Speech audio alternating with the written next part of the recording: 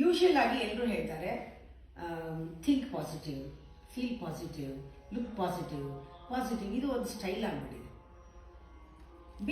B positive mind. Positive ಅಂದ್ರೆ ಏನು ಅಂತ ಸರಿಯಾಗಿ ತಿಳ್ಕೊಳ್ಳದೇನೆ ಪಾಸಿಟಿವ್ ಆಗಿರು ಅಂತ ಹೇಳಿದ್ರೆ ನಾವು ಏನೋ ಒಂದು ಅಸ್ಯೂಮ್ ಮಾಡ್ಕೊಂಡ್ಬಿಡ್ತೀವಿ ಪಾಸಿಟಿವ್ ಅಂತ.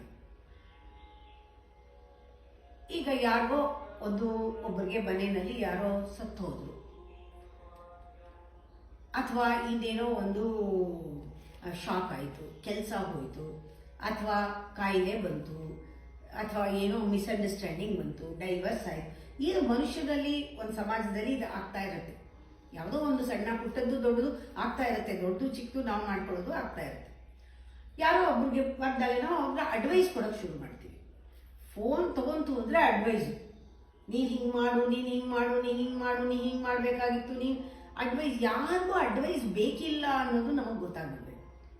ಫಸ್ಟು ವಿಸ್ಡಮ್ ನಂಬರ್ 1, ಯಾರಿಗೂ ಅಡ್ವೈಸ್ ಬೇಕಿಲ್ಲ. ಅಡ್ವೈಸ್ ಅನ್ನೋದು ಗಾಳಿನಲ್ಲಿ ಓಡಾಡ್ತಾ ಇದೆ. ಪ್ರಪಂಚದಲ್ಲಿ ಎಲ್ಲರೂ ಅಡ್ವೈಸ್ ಕೊಡೋರೆ. ಎಲ್ರಿಗೂ ಬೇಕಾಗಿರೋದು ಸಾಂತ್ವನ. ಅಡ್ವೈಸ್ ಬೇಡ, ಅವ್ರ ಜೊತೆಗೆ ಸುಮ್ಮನೆ ಇದ್ರೆ ಸಾಕು. ಎಷ್ಟು ಶಕ್ತಿ ಬರುತ್ತೆ, ಎನರ್ಜಿ ಬರುತ್ತೆ. ಏನು ಮಾಡಬೇಡಿ. ಯಾರು ತುಂಬ ನೊಂದ್ಕೊಂಡಿದ್ರೆ ಅವ್ರ ಕೈ ಹಿಡ್ಕೊಂಡು ಒಂದು 5 ನಿಮಿಷ ಕೂತ್ಕೊಳ್ಳಿ, ಅವ್ರು ಆರಾಮಾಗ್ತಾರೆ. ಮಾತಾಡಲೇಬೇಡಿ, ತಲೆ ಸವರಿ ಆರಾಮಾಗ್ತಾರೆ, ಬೆನ್ ಸವರಿ ಆರಾಮಾಗ್ತಾರೆ. ಅವ್ರ ಮುಖ ನೋಡಿ ಖುಷಿಯಾಗಿ ನಗ್ತಾ ಅವ್ರ ಪಕ್ಕದಲ್ಲಿ ಇರಿ, ಅವ್ರಿಗೆ ಎಷ್ಟೋ ಸಮಾಧಾನ ಆಗುತ್ತೆ. ಅದು ಬಿಟ್ಬಿಟ್ಟು ಕುರು ಅಂತ ಅಡ್ವೈಸ್ ಮಾಡಬೇಡಿ. ಅಡ್ವೈಸ್ ತಗೊಳ್ಳಬೇಡಿ. ಇದು ವಿಸ್ಡಮ್ ನಂಬರ್ 1. ಅಡ್ವೈಸ್ ಬೇಕಿಲ್ಲ. ಈ ಥರ ಖುಷಿ ಅಡ್ವೈಸ್ ಎಲ್ಲ ಕೆಲಸ ಮಾಡುತ್ತೆ, ಇಲ್ಲ ಅನ್ನಲ್ಲ. ಆ ಮೂಮೆಂಟಲ್ಲಿ ಕೆಲಸ ಮಾಡುತ್ತೆ. ಅದಕ್ಕೆ ನೀವು ಹೇಳೋದು ಹ್ಞೂ ಅಂತಾರೆ ಅವರು. ಹೌದು, ಇನ್ಮೇಲೆ ಮಾಡಲ್ಲ, ನೀವು ಹೇಳಿದ್ದು ಸರಿ, ಹೌದಾ ಹಂಗೆ ಮಾಡಬೇಕಾಗಿತ್ತು, ಸಾರಿ, ಎಲ್ಲ ನಡೆಯುತ್ತೆ. ಒಪ್ಕೋತಾರೆ, ಹೌದು ಸತ್ತ ಮೇಲೆ ಮತ್ತೆ ಬರ್ತಾರಾ, ಹೌದು ಅಂತ ಯೋಚನೆ ಮಾಡ್ತಾರೆ, ಹೌದು ಇವ್ರು ಹೇಳಿದ್ದು ಕರೆಕ್ಟು, ನಂಗೆ ಒಪ್ಕೊಂಡ್ಬಿಡ್ಬೇಕು ಎಲ್ಲ. ಆದರೆ ಕಾರ್ನರ್ ಆಫ್ ದೇರ್ ಮೈಂಡ್ ಅವ್ರು ಇನ್ನೂ ಒಪ್ಕೊಂಡಿರಲ್ಲ. Passive acceptance. ನೀನು ಫೋರ್ಸಿಬಲ್ ಆಗಿ ಎನ್ಫೋರ್ಸ್ ಮಾಡಿ ನೀನು ಒಪ್ಸಿದ್ರೆ ಅವರಿಗೆ ಅಡ್ವೈಸ್ ಮಾಡಿ, ನೀ ಮಾಡಿ ತಪ್ಪು ಅಂತ ಒಪ್ಕೊಂಡ್ರು ಕೂಡ, ಸಾರಿ ಹೇಳಿದ್ರು ಕೂಡ, ನಾನು ಮಾಡಲ್ಲ ಅಂತ ಹೇಳಿದ್ರು ಕೂಡ, ಹೌದು ನನಗೆ ಈ ರೀತಿ ಆಗಿದೆ, ಇದೇ ಕಾರಣ ಅಂತ ಒಪ್ಕೊಂಡ್ರು ಕೂಡ, ನೀ ಹೇಳಿದ್ದು ಸರಿ ಅಂತ ಹೇಳಿದ್ರು ಕೂಡ ಅವ್ರ ಒಳಗಡೆ ಅವ್ರು ಇನ್ನೂ ಒಪ್ಕೊಂಡಿರಲ್ಲ. ಅವ್ರು ಸತ್ತಿರೋದು, ಡೈವರ್ಸ್ ಆಗಿರೋದು, ಮನೇಲಿ ಕಳ್ಕೊಂಡಿರೋದು, ಕೆಲಸ ಹೋಗಿರೋದು ಅಷ್ಟು ಸುಲಭ ಫೋನ್ನಲ್ಲಿ ಡಿಲೀಟ್ ಮಾಡೋಕ್ಕಾಗತ್ತಾ? ಇಲ್ಲ, ಅದು ಇಂಪ್ರೆಷನ್ ಆಗೋಗಿದೆ, ಒಳಗಡೆ ಬಿದ್ದೋಗಿದೆ, ಟಸ್ಸೆ ಬಿದ್ದೋಗಿರುತ್ತೆ. ಅದು ಒಳಗಡೆ ಹೊಟ್ಟೋಗಿದೆ, ಸಬ್ಕಾನ್ಷಿಯಸ್ ಮೈಂಡ್ ಹೊಟ್ಟೋಗಿದೆ. ಅದನ್ನು ಹಿಂಗೆ ಬಳಪದಲ್ಲಿ ಬಂದು ಅಳ್ಸಕ್ಕಾಗಲ್ಲ. ನಿಮ್ಮ ಅಡ್ವೈಸಿಂದ ಅಳ್ಸಕ್ಕಾಗಲ್ಲ. ನಾವು ಅನ್ಕೊಳ್ತೀವಿ ಅವ್ರು ಹ್ಞೂ ಅಂತಾರೆ, ಅಳಿಸ್ಬಿಟ್ಟಿದ್ದೀವಿ ಅನ್ಕೋತೀವಿ. ಇವತ್ತಿಂದ ನೀನು ಚೇಂಜ್ ಆಗ್ಬಿಟ್ಟಿದ್ಯಾ, ಇವತ್ತಿಂದ ನೀನು ಬೇರೆ ಆಗ್ಬಿಟ್ಟಿದ್ಯಾ ಎಲ್ಲ ಹೇಳ್ಬೋದು ನಾವು. ಬೇರೆ ಆದಂಗೂ ಕಾಣಿಸುತ್ತೆ ಅವ್ರಿಗೆ.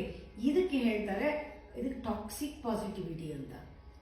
ಪಾಸಿಟಿವ್ ಆಗಿ ನೆಗೆಟಿವ್ ಇಂದ ಪಾಸಿಟಿವ್ ಆಗಿ ತಿರುಗ್ದಂಗೆ ಕಾಣುತ್ತೆ, ಆದರೆ ಇನ್ನೂ ಅವ್ರು ಆಗಿರಲ್ಲ. ಇದು ಅವ್ರಿಗೆ ಪ್ರೆಷರ್ ಜಾಸ್ತಿ ಆಗುತ್ತೆ. ಅವ್ರಿಗೆ ಯಾಕೆ ಅಂದರೆ they are denying their pain, they are suppressing their pain, they are suppressing the negativity. The pressure of positivity is so much, there is more negativity in them. Don't push the positivity on them. ಹಂಗೆ ಮಾಡಬಾರ್ದು, push ಮಾಡಬಾರ್ದು. ಬಿಟ್ಬಿಡಿ, ಅವ್ರನ್ನ ಬಿಟ್ಬಿಡಿ, ಸಾಂತ್ವನ ಕೊಡಿ. ನಿಜವಾದ positivity ಅನ್ನೋದು ನಮ್ಮೊಳಗೆ ನಮ್ಮ ನೋವನ್ನು ಅಕ್ನಾಲೆಡ್ಜ್ ಮಾಡುತ್ತೆ. Real positivity it recognises our pain. It heals our heart slowly. It takes time. Leave them.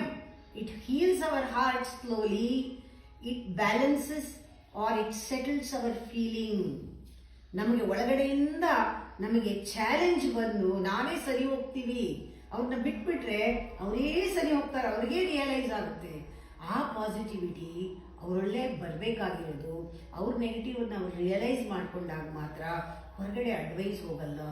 ಏನಿದ್ರು ಅರಿವಾಗೋ ಹಾಗೆ ಅವ್ರಿಗೆ ಒಳ್ಳೆ ಸಹವಾಸದಿಂದ, ಅವ್ರಿಗೆ ಆ ಎನ್ವೈರನ್ಮೆಂಟಿಂದ ಅವ್ರಿಗೆ ಒಳ್ಳೆ ಎನರ್ಜಿನ ರೇಡಿಯೇಟ್ ಮಾಡೋದ್ರಿಂದ ಪಾಸಿಟಿವ್ ಆಗಿ ನೀವಿದ್ದು ಪಾಸಿಟಿವ್ ಎನರ್ಜಿನ ರೇಡಿಯೇಟ್ ಮಾಡಿ ಅದು ಅವರಲ್ಲಿ ಪಾಸಿಟಿವ್ನೆಸ್ ಇನ್ವೋಕ್ ಆಗುತ್ತೆ. ಬಾಯಿಂದ, ವರ್ಡ್ಸಿಂದ, ಅಡ್ವೈಸಿಂದ, ಓದೋದ್ರಿಂದ, ಲೆಕ್ಚರ್ ಕೇಳೋದ್ರಿಂದ ಆದಂಗಿರುತ್ತೆ. ಅದು ಟಾಕ್ಸಿಕ್ ಪಾಸಿಟಿವಿಟಿ.